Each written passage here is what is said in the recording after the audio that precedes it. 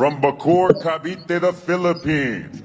Well done, Triggerman Mindoro! Bang! Uy, grabe! Kakaumpisa pa lang, tulog agad ang kalaban. Nagising na ang halimaw ng middleweight na nagmula sa Pilipinas. Kapag kumalabit to, Brad, wasak ang kalaban. Tignan mo, ginawa niya sa hambog na taga-United Kingdom. O diba? Napapatinikling sa lakas ng suntok. Kapag ito bumira, nakakatakot at talagang nayayanig ang kalaban. Ang tanong, may palag na ba to kontra sa mga top contender at superstar ng middleweight ngayon?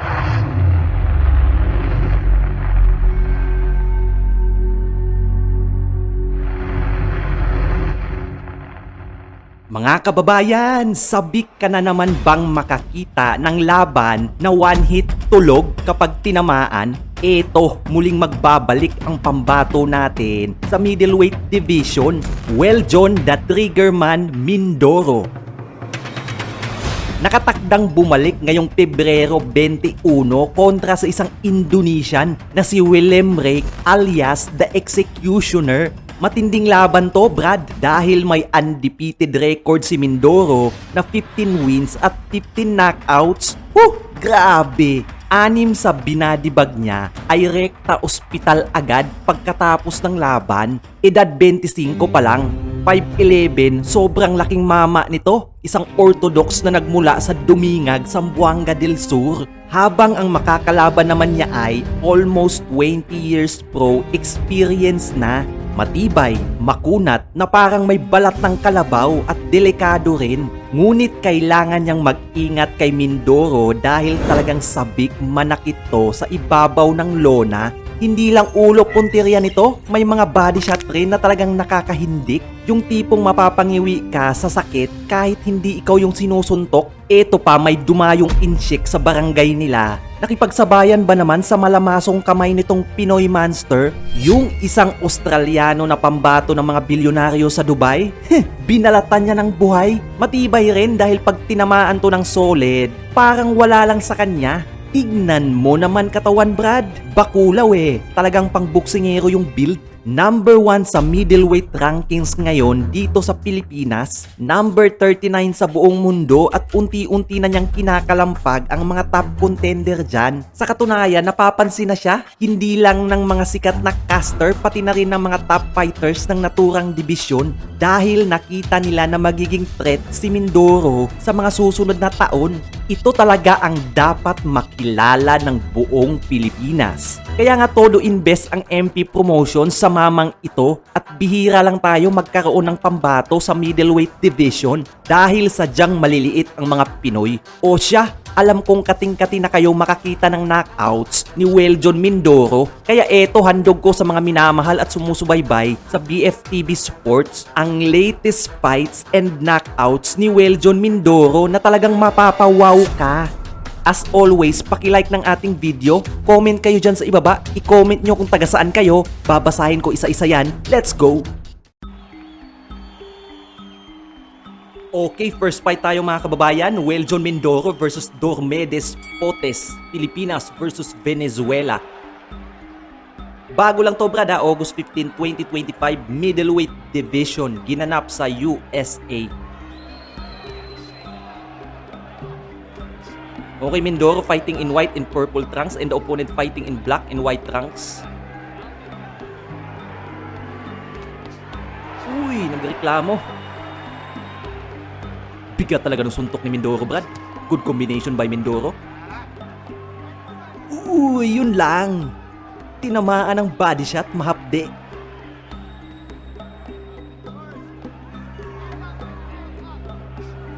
Okay, tinuloy. Naku, talagang dominante to si Mindoro. Nakakatakot na finisher. Talagang sasaktan yung kalaban.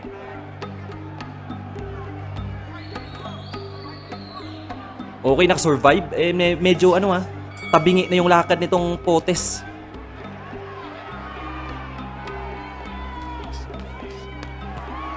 Good combination by Mindoro and ginigit-git niya. Brad, good body shot. Potes is trying to exchange but talagang lugi siya kay Mindoro, Brad. Ang bigat ng kamay. And itong Mindoro, kaya niyang tanggapin yung suntok ng Potes. Good combination by Mindoro. Yung body shot talaga, Brad. Medyo napapatiklop yung kalaban.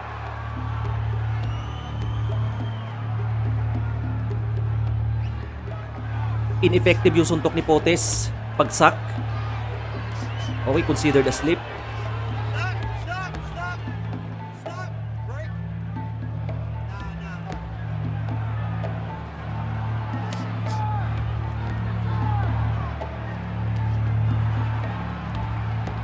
Mindoro is giving combinations to Potes and siya yung aggressor talaga. Effective yung pressure na ginagawa ni Mindoro dito. Bagsak si Potes, Brad.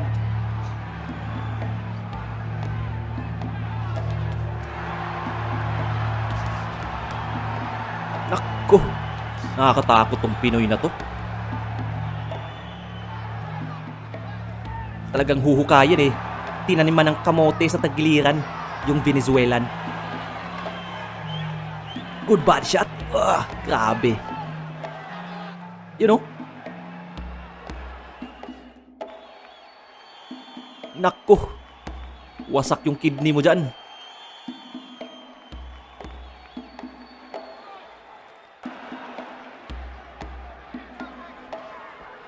Wala, tumatawa lang eh. Sinasamahan pa ng ngiti-ngiti ni Mindoro. Talagang hindi siya nasasaktan, hindi naalog. Iba yung tibay at lakas ng Pinoy na to.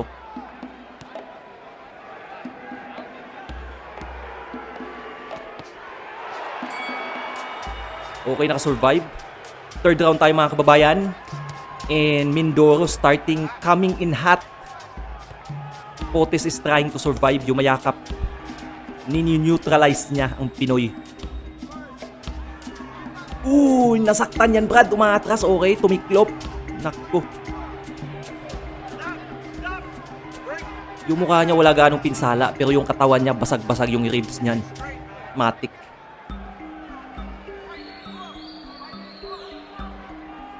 Nagigigil si Mindoro, ha.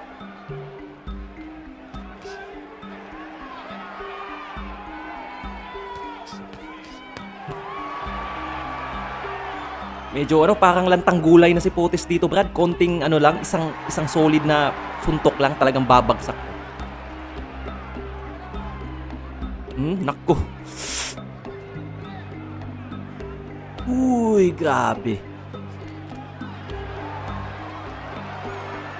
Ibang breed to si Mindoro, Brad. Wala, tinigil yan, hindi kinaya. You know, third round TKO by Mindoro. Grabe. He is undefeated. His record, a perfect one. Give it up for Up to latest knockout tayo, ha. Pilipinas versus Mexico, Mindoro versus Munguia. Bago lang to, Brad, June 7, 2025 sa Texas, USA. Crossing himself before battle begins against the very, very tough Omar. Alam mo naman kilala yung mga Mexican na matibay. Kaya salpukan yan pag dalawang bansa na yan nagtapat. Nako, sulit yung ticket. Underway round number 1. Mindoro fighting in red and blue, Philippine flag colors, and the opponent fighting in green and white, Gutierrez, Munguia. All wins by knockout, right? So I mean, he doesn't really have a lot of feel-out rounds either. He throws power right from the start. It's going to be interesting to see how Munguia deals with it. Because, like we said, Munguia himself has pretty good punching power, and he's trying to back up Mindoro early on. Good overhand. Naku. Overhand right. Nagreklamo yung kalaban. Back of the head. Foul. Ang lakas pa naman. Tsaka hindi sadya yun, hindi naman talagang pinuntir yan ni Mindoro yung batok. Yeah, those kind of shots can really mess It happens na talaga yumuko din si Munguia, kaya tinamaan si Napul. Mindoro has to watch that for the rest of the fight. He's very, very explosive. He's Alam mo yung katawan ni Mindoro, Brad, di ba? Talagang solid. explosive, big overhand shots. Diba? Ito yung mga talagang explosive, destructive construction boy na talagang pag sumuntok, nagapak yung mukha mo sa sahig. And by the way mga kababayan, kung nagustuhan nyo yung mga gantong content, nire-reveal natin yung mga kakayahan ng isang boxer. And also, yung top latest knockouts nila. Comment kayo dyan sa ibaba, paki-like ng ating video, comment nyo kung taga saan kayo. re-replyan ko yan isa-isa, babasahin ko yan. And maraming salamat po mga kababayan. Yeah, Munguia almost landed a good shot there. Oh, body shot. Oh, Good exchange. Uy, tumama yung uppercut, down Brad. goes Munguia. Nakko, Yeah, He twisted is his hand. severely hurt. patuwad yung kalaban ha. Kaya pa ba? He didn't He's see not that going shot. to be. Wala na. That is it. Got started. Grabe, kakaumpisa pa lang first round, knockout by Mindoro. Chin, like we were saying, he's going straight back. You know, and not only that, he's going straight back squared up. Iba to. At least angle your body off, Iba to. blade yourself off a little bit. You know, with the point of your shoulder. If you're gonna go backwards Paiyak like yung that, kalaban eh. he was allowing Kasi hindi niya in-expect, Brad. Kasi itong Gia to magaling to sa Mexico. squared up, so you're in position to get Veterano na talagang magaling technical, eh, nakatapat niya yung Mindoro, Brad. Talaga nakakatakot. 15 wins with 50 knockouts. Really out of and hit his head on Diba? Hindi ka ba magdududa dyan kung tama ba yung pinasok mo? Bad. This is what caused it, gentlemen. You know? Bang! Grabe yung combination. Ang bigat ng kamay, kaliwat kanan. He's gonna beat himself up. For your winner by knockout and still undefeated, well, John Triggerman Mindoro. 4.65 kilograms. Okay, top 1 knockout tayo, Brad. Ito naman ginanap sa Dubai, United Arab Emirates. And it is sanctioned by IBA Professional. Well, John Mindoro versus Joel Camilleri. Pilipinas versus Australia. Talagang mainit, umpisa pa lang. Inside the distance.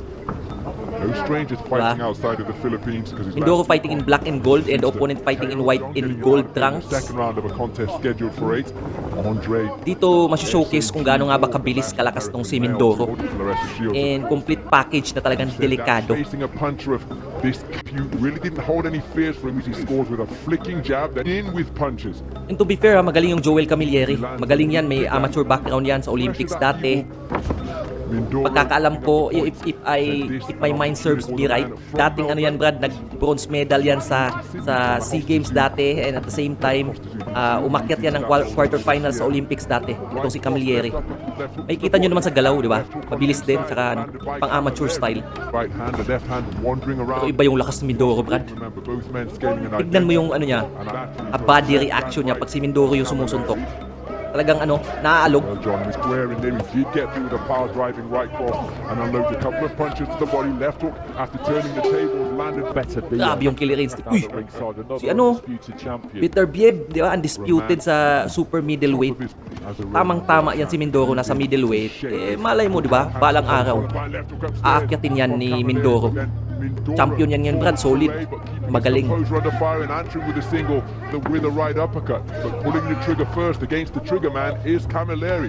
Now backing him up. Eric continuing to Talagang ano, magandang venue to para magpakitang gilas si Mindoro. Nasa Dubai, sa harapan ng mga bilyonaryo. Isipin nyo yun. Camilleri approaching the halfway stage. Good exchange. Talagang pumapalag din yung Camilleri, ha? His advances trying to close the gap. Medyo mahirap tamahan, Brad, kasi nakakasilaw yung ano eh, yung ulo niya eh. Makintab kasi. Di ba? Talagang madulas, hindi basta-basta. Try to lead Camilleri. Bigger up in the boxing ring as he's Baka pag tumama yung gloves sa ulo niya, back skimming baka tumunog lang, alam mo yun, tunog ng sapatos pag ano, kinikis-kis. Di ba? So Mindoro made his Diba, ang galaw eh. Talagang Olympian eh. Okay, third round tayo mga kababayan. But so far, Mindoro dominated the fight. Camilleri couldn't even land a single solid punch. Tignan mo. Keen to try and fashion a clinch, but Di ba? the body from Mindoro, real leverage onto his shots. Natatakanta siya eh. Aligaga. Kasi ang bilis ni Mindoro ng kombinasyon niya. May lakas din. Will the continental title at 70. Or sometimes the punches instinct. Okay, good right. Tumama yon pero wala. Napailingan. Kinain lang ni Mindoro. Debut Ano kasi yung panga neto? Bakal eh. 2019, but Camel physical contest left row. Ang kintab talaga ng ulo, Brad, di ba? Ang hirap tamaan eh. Camilleri and work out at the Rocky Road Gym as a flashing left right Ano? Bang! Grabe. Yung depensa ni Camilleri, effective. Kasi sinasamahan niya ng yakap. Camilleri landing with the inside of the glove and then an altogether cleaner right hand and another one from Grabe, ang ganda ng laban. But his right fist of Mindoro. Smother the man from the Philippines. Distance, so Okay, fourth round tayo mga kababayan. Grabe ang tindi ng laban. Mindoro, who Akala mo title fight. with the right cross, clever boxing out of the corner from Camilleri. But now he's beginning Nako, to be nagigit-git. Ayun lang. Is it a stoppage? No, it's a standing referee. Standing knockdown. Duhok stepping began to crash home against Camilleri. Tanggal yung angas ng Olympian. Oh, that's a beautiful right hand on the Naku, resumption. Brad, But binanatan. now Mindoro has got his man going and he's seeking and merciless finisher once again. It's an awful long time to negotiate. Beautiful left hook, but then a right hand in response. Walang talab yung pagiging madulas kay Mindoro, Brad. Talaga kasi yung grabe yung killer instinct ng taong to. Clearing all of them, taking a standing count. Hindi yan nagboxing para lang pumuntos. Nagboxing yan para gumawa ng knockout result. Yun yung pakay niya talaga. Manakit.